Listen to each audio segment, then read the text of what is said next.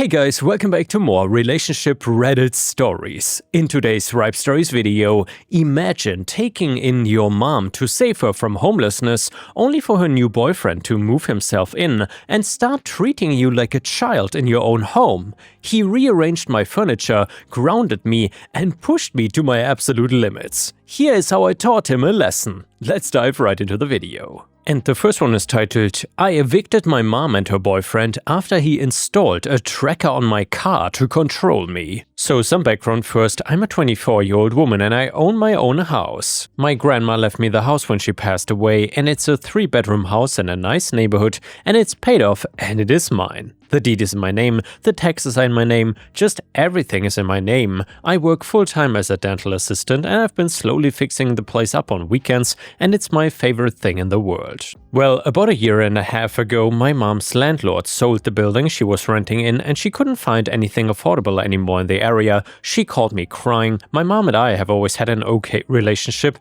Not amazing, not terrible though. She raised me mostly alone and I felt like I owed her something, so I told her she could stay with me until she got back on her feet, and she moved into the spare bedroom. I did not charge her rent, just asked her to cover part of the utilities and simply help keep the place clean. For a few months it was honestly fine, a little annoying sometimes, but fine. And then she met Randy. Randy's in his late 50s, and my mom met him at some line dancing thing at a bar. Within a couple months he was around constantly. He would show up in his big truck, park it across half my driveway, and walk in without even knocking, and then plant himself on my couch with the TV remote like he had lived there his whole life. My mom was head over heels for him. I had not seen her that giddy in years, so at first I bit my tongue, and then one day I came home from work and there were boxes in my living room. Randy's boxes, to be exact. My mom had not asked me, she had not even warned me. When I asked what was going on, she said, and I quote, "Randy's lease was up and it just makes sense, honey. We are basically family now." I should have put my foot down right there. I know that now. Every comment on this post is gonna say it, and you are all correct. But my mom did the guilt thing she's always done, telling me how hard her life has been, how she finally found happiness, and how she raised me alone and never asked for anything, and I caved. I told them Randy could stay temporarily while they figured out a place together. The word temporarily apparently translated to forever in Randy's head.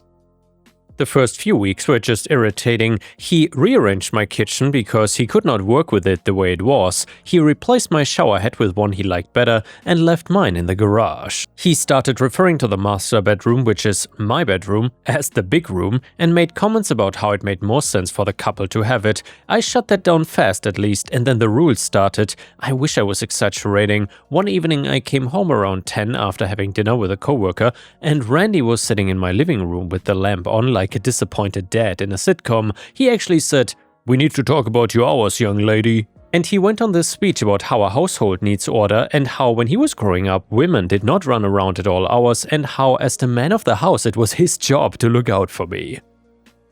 I told him as calmly as I could that he was not the man of anything, that this was my house, and that I'm a grown adult who pays for everything he was currently enjoying, including the lamp he was dramatically sitting under. He did this little chuckle and said, "You've got a mouth on you. We will work on that." I went to my mom expecting her to be horrified, but instead she said, "He's just old-fashioned, sweetie. He cares about you. Isn't it nice to have a father figure for once?"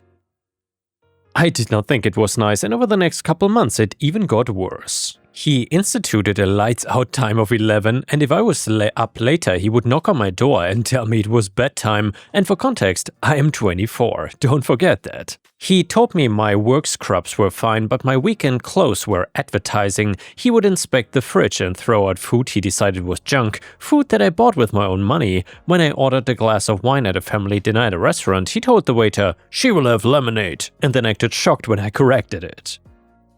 And then there was the boyfriend situation. I've been with my boyfriend for almost 3 years. He's the most harmless, polite guy you'll ever meet, brings my mom flowers on her birthday kind of guy, and before Randy, he would stay over on weekends sometimes, no big deal. The first weekend after Randy moved in though, my boyfriend came over and Randy stood up, blocked the hallway and told him, "I don't know what kind of arrangement you two had before, but there will be no sleepovers under this roof. It is indecent, not while I'm here." My boyfriend, bless him, just looked at me like, who is this guy?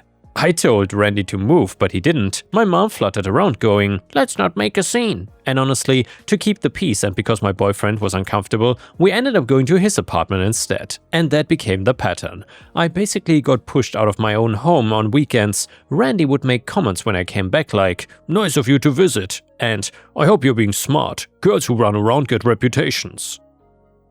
My mom's response to all of this was to defend him every single time by saying, "He means well, he's from a different generation. Can't you just let me have this?" That last one is the one she used the most, and it worked on me way longer than it should have because I watched her be lonely my whole childhood.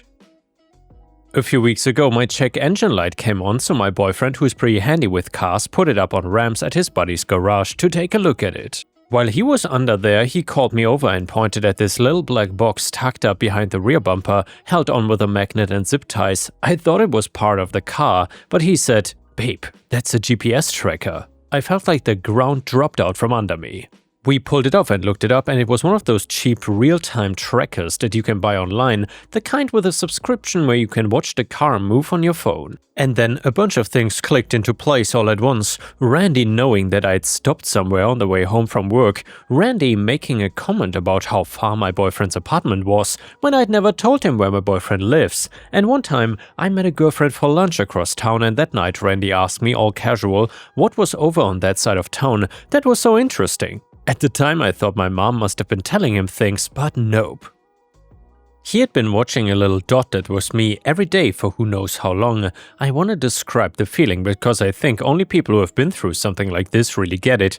It was not even anger at first, it was this crawling, sick feeling, like finding out someone had been standing in your bedroom watching you sleep.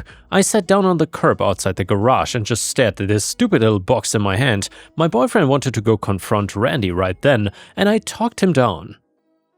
Instead, we took photos of the tracker, where it was mounted, the serial number, just everything, and then I called a lawyer friend of a coworker to ask what my options were. The short version was, since they had been living there for months and getting mail there, I could not just throw their stuff on the lawn, I had to give them proper written notice to vacate like a real landlord would. It made me want to scream, but I decided if I was going to do this, I was going to do it airtight so nothing could come back on me. So I planned and I quietly gathered documents, I made copies of my deed and the tax records, and I got the notices drafted. I moved my important paperwork, my grandma's jewelry, and my passport to my boyfriend's place, and I put the tracker back on the car because I didn't want Randy to know that I knew until everything was ready, and he made it easy to stay motivated.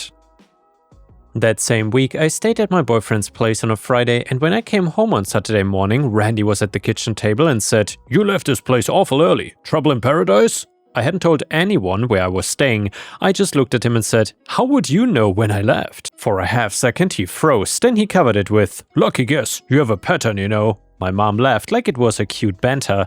But I smiled and said, "I guess I do," and then went to my room and screamed into a pillow. The day everything was ready, I asked my mom and Randy to sit down in the living room after dinner. I had a folder. Randy saw the folder and smirked and said, "What's this, an intervention?" He genuinely thought I found out, later from my mom, that I was gonna apologize for my attitude because my mom had told him that I'd been distant and I was probably feeling guilty. I took out the tracker and set it on the coffee table. My mom said, "What is that?" Randy's face did this thing where it went through about 5 expressions in 2 seconds and then landed on stern. He crossed his arms and said, "Where did you get that?" I said, "Off my car, Randy. Where you put it?" And this man, I swear to you, didn't even deny it for 1 second. He leaned back and went, "Good, now you know. Maybe you'll think twice about where you go now." He said it proudly. He then launched into this rant about how a young woman running around unsupervised is a target, how I'd been disrespectful since day one, and how in his day a father would have done a lot more than a tracker, and how, direct quote, "As long as you live under my roof, I'll keep an eye on you however I see fit." I let him finish, and then I punched him in the face. Well, that is what I prefer OP would have done, but OP said, "Randy, one more time for the folks in the back. Whose roof is this?" He said, "Don't get smart with me." And by the way, guys, if this entitled awful Randy dude lived under your roof, and if you were in OP's situation, how would you have reacted? Let me know in the comments. And while you're at it, please don't forget to like the video if you enjoy these stories. Thank you so much. Then I took out the 2 written notices to vacate, one with his name, one with my mom's, and handed them over. I said, "You got 30 days, both of you." The meltdown was instant. Randy shot up off the couch yelling that I was an ungrateful brat, that this is what happens when girls grow up without discipline, and that he had been nothing but generous. Generous. The man had lived in my house for free for the better part of a year, eaten my groceries, and bought a subscription service to stalk me, and he used the word generous. Seriously. My mom started crying and asking how I could do this to her family, and I told her, "Mom, he tracked my car, he's been watching everywhere I go for months. Doesn't that bother you at all?" And here's the moment I think actually broke something in me permanently. She wiped her eyes and said, "He was just worried about you. You're being dramatic. Are you really gonna throw your own mother out over a misunderstanding?" A misunderstanding? A device with a magnet and a monthly plan. I said, he's a grown man surveilling a woman who's not his family in a house that is not even his. You can go with him or you can stay and figure things out with me, but he's leaving either way, and if that tracker or anything like it ever touches my property again, the police will be the ones explaining it to him then. Randy got about an inch from my face and said, "You don't have the spine to go through with it." Well, turns out I did. The next 30 days were miserable, and I'm not gonna sugarcoat it at all. My mom worked on me the whole time, crying at breakfast, long texts about everything she sacrificed for me. She got my aunt to call me and tell me that I was tearing the family apart, and when I told my aunt about the tracker, there was this long pause and she said, "Well, that's not okay, but eviction is extreme." So then I asked her if they could stay with her instead, and suddenly the conversation was over. Amazing how that works, right? Around day 20, Randy tried one last power move. He cornered me in the kitchen and said that he had talked to a lawyer buddy and that I could not evict my own mom, that they had rights and that if I kept pushing this, they would take me to court and end up owning half the house for all the improvements he had made, the improvements being my showerhead. I told him that I would love to see him explain the tracker to a judge and that I already had a lawyer and hers was not a buddy, she was paid. He got real quiet after that and they moved out 2 days before the deadline. My mom's goodbye was a note on the counter that said she was disappointed in who I had become and that she'd pray I realized what I had done before it was too late. The first night with them gone, my boyfriend came over and stayed the night in my house, indecently, and it was the best sleep I've had in a year. I know some of you are gonna ask about pressing charges over the tracker, and I did file a police report, so it is on record, and I talked it through with the lawyer. Where I live, it's a gray area because of how the living situation was set up, and honestly, going scorched earth legally would have taken money and months of my life, and what I wanted most was them gone, and a paper trail in case he ever escalates. Update to the story, it's been a while and people keep asking, so here's where things landed. Mom and Randy got an apartment one town over. For the first couple months I got a steady drip of guilt texts from her, always some kind of version of how family forgives and how Randy was willing to let it go if I apologized. He was willing to let it go, the man that tracked my car, and he was graciously offering forgiveness. I stopped responding and eventually muted her, and then every woman reading this saw it coming from space. My mom showed up on my doorstep crying. Randy had gotten controlling and he was monitoring her phone. He wanted to know where she was constantly. He had put an app on her phone that shared her location and pitched a fit when she turned it off. She sat at my kitchen table and said, "I don't know how he became like this." I didn't say I told you so. I wanted to so badly, but I looked at her and mostly I just felt tired. I said, "Mom, he did not become anything. You watched him do all this to me and you just called me dramatic." She said, "That was different, you're young, he was trying to parent you. He was trying to be a father for you." And that's when I knew nothing had actually changed. She was not sorry he did it, she was sorry it was happening to her now. She asked to move back in just until she sorts things out, but I told her no. Last I heard through my aunt, she went back to Randy after 2 weeks apart. She apparently told her that I had poisoned her against him, and she apologized to him, and they are still together.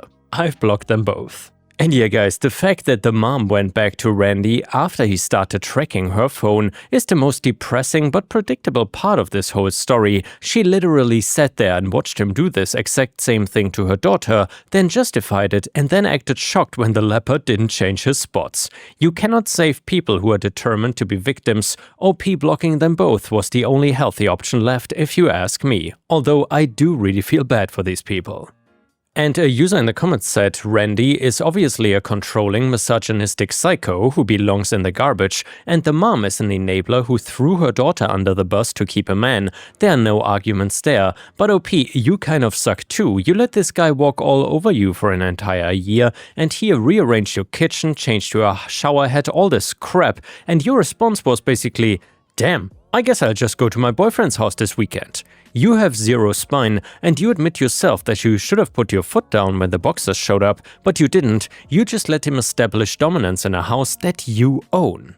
And another Reddit comment said, I seriously cannot fathom how anyone could say otherwise. Some of these comments are wild. Oh, you made your mom homeless. No, her mom made herself homeless by allowing her abusive boyfriend to stalk her daughter in her own house. OP, you gave them a free place to live, and Randy responded by treating you like a rebellious teenager in your own home. The audacity of this man to call himself the man of the house when he is not even on the deed or paying a single cent in rent is astronomical, and your mom defending him? Absolutely unforgivable. He was just worried about you? No, he was stalking you, and he was a psycho.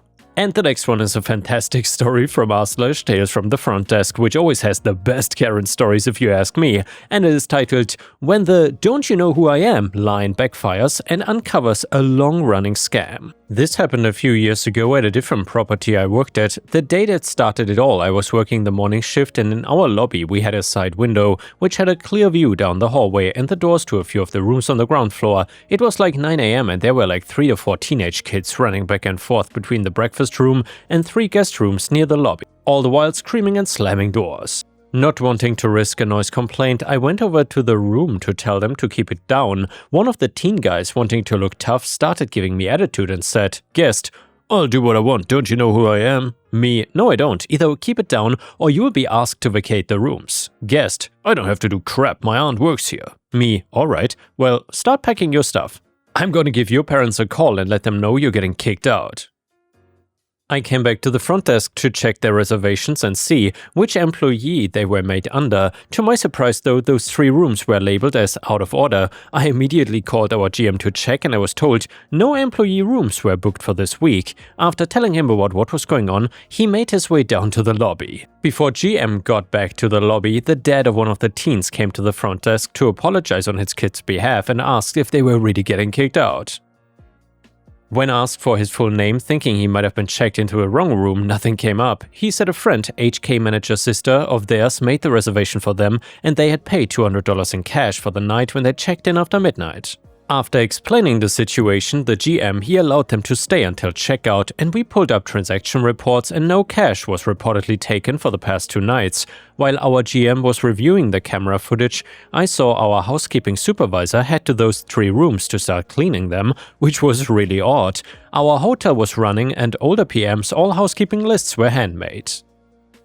Since our housekeeping manager was out sick, I helped the HK supervisor make the lists and knew those 3 rooms were not scheduled to be cleaned. When I asked her why she was working on those rooms, she said that our HK manager called her to have her do them. She said the HK manager does this every now and then, and when she cannot clean added rooms herself. A keynote to add was that our night auditor and housekeeping supervisor were married. Since they were in separate departments, it was not seen as an issue by management. From what I understood, they had already been working together for 10+ years when I started, and outside of our night auditor having been written up once or twice for sleeping in his car, they had been exemplary employees. After reviewing footage, our GM not only found footage of our NA giving the keys out those guests without checking them in, but also saw that he hung out drinking with them for parts of the night.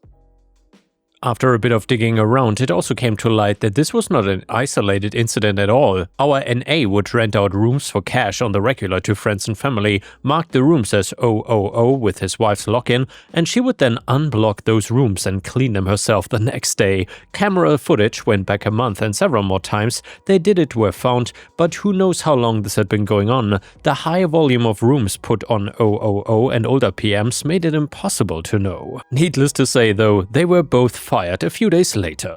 And the next one is from the same subreddit and is titled "Guest Upset That She Cannot My Personal Property." A few days ago, I was working my shift when this guest walked up to the desk asking if we had a phone charger she could borrow since she forgot to pack hers and it was too late in the day to go buy a new one. I had to tell her that, unfortunately, the hotel does not carry chargers. She seemed shocked and asked why, and I told her we used to, but the problem was that we would always end up losing them when guests never returned them. So finally, after replacing who knows how many chargers, both iPhone and Android, the hotel just stopped carrying them. She was upset but then asked, "What about that one?" while pointing to the back desk against the wall where there was a phone charging, my phone to be exact, and I told her the phone was mine as was the charger and therefore I was not gonna lend it out.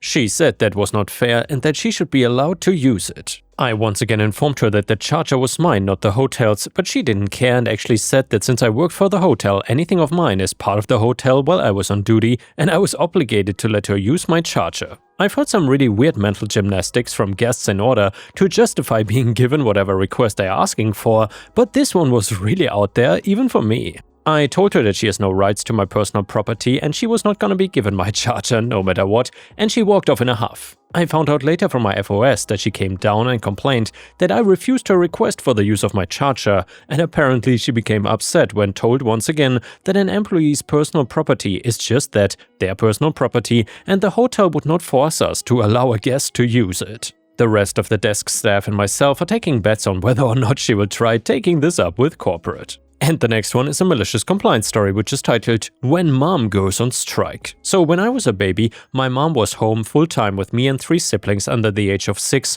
According to my mother, one day, my father came home and is mad because dinner is not ready and waiting for him, and mom tells him she's been busy and it'll be ready soon. My dad says he doesn't know why she didn't do it sooner, and here's his mistake. Because it's not like she's been doing anything all day but sitting around babysitting. Foolish, foolish man. Game on. My mother decides she will show him what life is like when she sits around all day doing nothing. For the next few days, mom lets the kids run wild. She picks up nothing, she doesn't tell the kids to pick up anything, she doesn't stop the kids from getting into anything. Mom said she just sat around making sure nobody was doing anything dangerous, but she doesn't clean, doesn't do laundry, etc. But dinner was waiting. And well, after several days of a hot mess at home, my father couldn't take it anymore. He apologized and admitted he was wrong. Quite a milestone in our family. Dad was not known for admitting he was wrong or apologizing, but anyway, mom won, dad 0. And yeah guys, thanks for watching. I hope you have an awesome day and I will see you again tomorrow.